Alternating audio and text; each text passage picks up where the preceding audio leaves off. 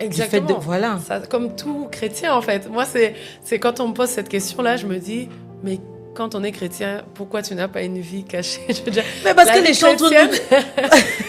parce que les musiciens, les chantres nous donnent toujours un peu une image.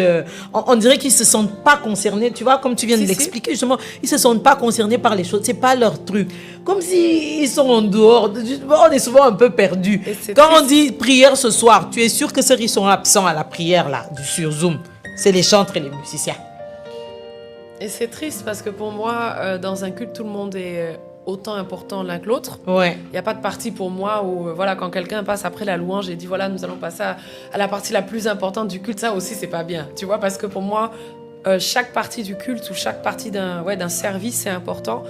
Mais une vie cachée pour un chrétien, mais c'est la base. Une vie intime avec le Seigneur, c'est la base. Tu peux pas mener le peuple de Dieu quelque part là où toi-même tu n'as pas été. Si tu veux mener les gens dans la gloire, c'est parce que toi-même dans ton intimité, tu as vécu, tu as senti la gloire de Dieu.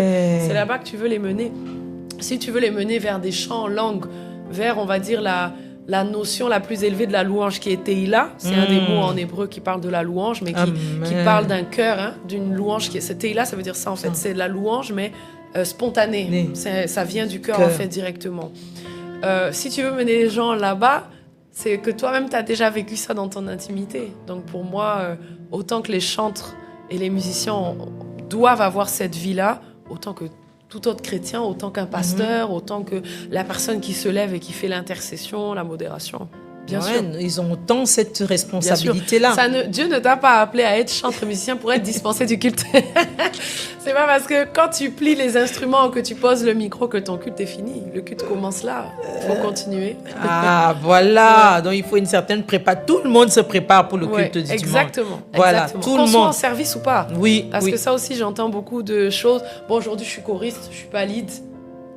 Tu vois, hein? Donc ça va, la concentration, je peux arriver un peu en retard. Non, c'est la même chose. Si dans les petites choses, tu les fais pas bien, dans les grandes choses, qu'est-ce qui va nous dire que tu feras ça bien? Donc en tout cas, tout le monde doit avoir le même niveau de préparation. Ça, c'est clair. Waouh! Justement, toi, tu es entre les deux cultures, justement. Tu es entre la culture africaine, un peu, et la culture européenne. Dans la louange entre les deux, quelle est la différence qui te marque le plus, en fait? Dans ces deux cultures-là dans lesquelles tu... Alors, pour moi, Dieu a créé des nations différentes et il ne souhaite pas qu'on se ressemble tous. Sinon, il n'aurait pas fait autant de diversité. Cependant, je crois que la plus grosse différence, c'est que chez les Européens,